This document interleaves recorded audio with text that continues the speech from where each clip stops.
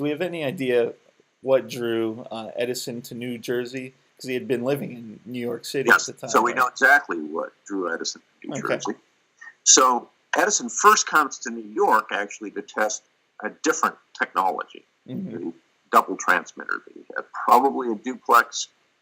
And I think once he came to New York, he realized this was the center of the telegraph industry. Boston was really important from the manufacturing standpoint. New York was more important from the money standpoint. That's where Okay. the key investors in telegraph technology were. So, and Edison got involved with a competitor to the Gold Stock Telegraph Company, the company that was providing market reporting for the gold exchange. Mhm. And so he began working for them, and then that company got taken over by Gold Stock, and so he got associated with Gold Stock. So even before then, in 1869, he was involved with this guy, Frank Pope, who had been helping him with those double transmitter experiments, a major figure in the telegraph industry. He had written a very important book that included a brief mention of one of Edison's devices. Okay. And they became partners for a brief period of time, along with the fellow who had taken over from Pope as the editor of the Telegrapher, which is sort of a major industry journal at the time. Mhm. So Edison was connected to all of these people, and the Pope Edison printer that they were developing was being manufactured in Jersey City, and Edison was staying in Elizabeth at Pope's mother's house. Oh, Right? okay. So Edison was already connected in New Jersey.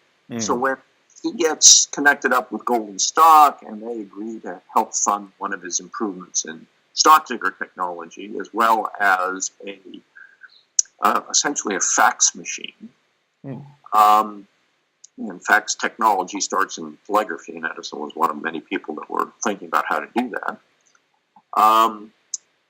He decides that if he's going to open up a telegraph shop, it makes sense to do that in a place like Newark, which has a lot of skilled machinists. It's a major manufacturing city, and it's right across the river from the money. Okay. So it makes a lot of sense, right? Yeah. I mean, that's always been the case for New Jersey. In the north, it's New York. In the south, it's Philadelphia, right? And so this is why New Jersey has had so much industry and invention and other things in it, is because it sits next to these two major metropolitan areas. Okay. So he sets up his first lab and then move forward to him competing with Graham Bell and his telephone. And I was wondering, do you think either Edison or Bell ever considered working together in this time, or was it always a competition between the two?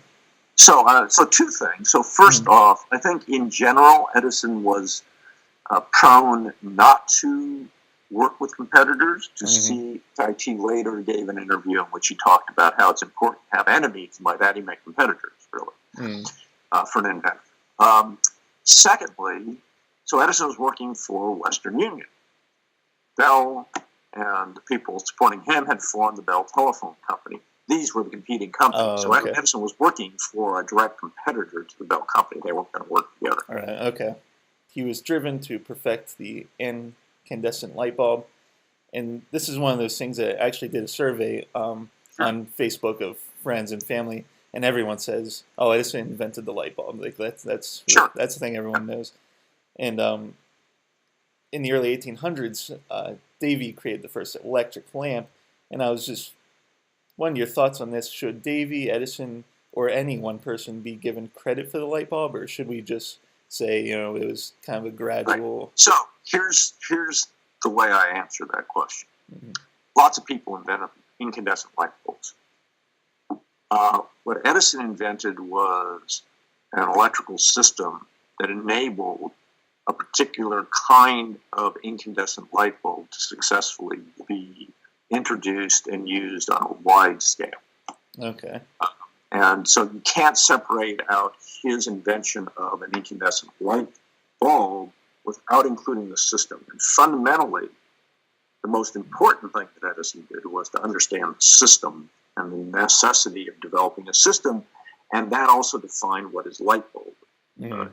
to be like. And Okay. so those two things together are crucial, right? It's Right. not the light bulb by itself. But he made it possible for many people to be able to use it, really. Yeah, and yeah, that's right. Now, I've heard stories about, and I don't know if it's true that, Edison would have violent reactions to other people trying to make films, these indie filmmakers. Oh, so the stories about people breaking up machines Yeah. and complete nonsense. Oh, really? Yeah. So the movie industry in this time period of the Motion Picture Patents Company, basically 1908, 1915, when it was broken up by the government, was centered in Fort Lee, New Jersey. Mm-hmm. So the story, first of all, that people went out to Hollywood to escape, these thugs that were breaking machines and stuff is nonsense. There were people who were sort of spies and detectives who were sent to Fort Lee, not to break up machines, but to find out what people were using so they could be sued in court of law, which was a much more effective way of trying to prevent people from using the technology. Mm-hmm. And as you saw from the fact that Fort Lee continued to be a center during this entire period, it wasn't very effective either. Right? So, yeah, that's mostly nonsense. So that's everything I wanted to cover, and I just want to know if there was anything that we didn't cover that you would want people to know about Edison, if there's anything else that you had left to talk about. Well, I think from my perspective, the key, why is Edison important? And I think Edison is important because he's the one that is probably the most significant figure in sort of transforming the way in which invention takes place. The combining of machine shop culture of invention in the 19th century with the scientific laboratories into an industrial research lab. Mm-hmm. First at Menlo Park and then later at West Orange is really important. Certainly Menlo Park serves as a model for others in the electrical industry. We see that pretty quickly. And then West Orange, again, is another one of these models on a bigger scale. Mm-hmm. While there's an increasing focus on scientific research in some of the research laboratories that emerge, especially Bell Labs, and to some extent GE, there are also ways in which they're clearly modeling themselves after the Edison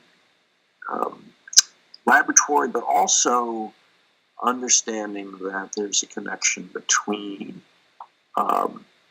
what happens in the laboratory and then the process of commercializing technology. That this is crucial for technology-based industries like the electrical industry and the chemical industry, both of which Edison was involved with. And so I think that that he provides a really crucial early model, and one that he's the first person really to pull together this idea and to make it part of a larger process of innovation. And so I think that model, even as it's modified by others, is really important. Mm-hmm.